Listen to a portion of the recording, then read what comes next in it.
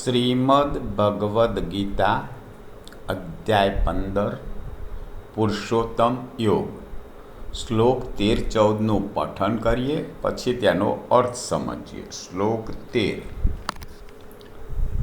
ગામાવિશ્ય ચ ભૂતાની ધારયામ્યહમોજસા પોષણામિ ચૌષધિ સર્વા સોમો ભૂત્વા રસાત્મકઃ. અર્થાત હું જ પૃથ્વીમાં પ્રવેશીને પોતાની શક્તિથી સઘળા ભૂતોને ધારણ કરું છું અને રસ સ્વરૂપ એટલે કે અમૃતમય ચંદ્રમા બનીને સઘળી વનસ્પતિઓને પોષું છું. ભગવાન શ્રી કૃષ્ણ કહ્યા છે કે બધા જ ભૂતોને હું ધારણ કરું છું અને અમૃતમય ચંદ્રમા બનીને રસ સ્વરૂપ બનીને બધી જ વનસ્પતિઓને પણ હું પોષું છું. શ્લોક 14. અહં વૈશ્વાનરો ભૂત્વા પ્રાણીનાં દેહમાશ્રિતઃ પ્રાણાપાન સમાયુક્તઃ પચામ્યન્નં ચતુર્વિધમ.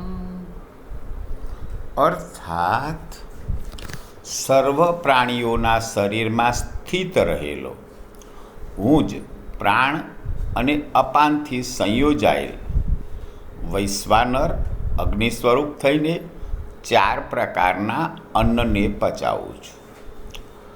તો ભગવાન કહે છે કે હું બધા જ પ્રાણીઓમાં સ્થિત છું અને વૈશ્વાનર અગ્નિ સ્વરૂપ બની અને 4 પ્રકારના અનાજો જે પ્રાણીઓ આરોગે છે એ બધાને હું જ પચાવું છું. હવે આ 4 પ્રકારના અન્ન એટલે શું? તો ભક્ષ્ય, જેને ચાવીને ખાવું પડે છે એ ભક્ષ્ય અનાજ છે, જેમ કે રોટલી. ભોજ્ય, જેને ગળવું પડે છે એ ભોજ્ય છે, જેમ કે દૂધ.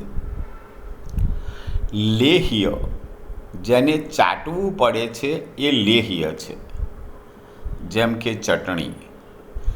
ચોષ્ય, જેને ચૂસવું પડે છે એ ચોષ્ય છે, જેમ કે શેરડી. તો આ 4 પ્રકારના અનાજ ભક્ષ્ય, ભોજ્ય, લેહ અને ચોષ ચાવીને ખાવાના, ગળવાના, ચાટવાના અને ચૂસવાના દરેક પ્રકારના અનાજને પ્રાણીઓમાં સ્થિત થઈ વૈશ્વિક અગ્નિ સ્વરૂપે હું જ પચાવું છું. જય શ્રી કૃષ્ણ.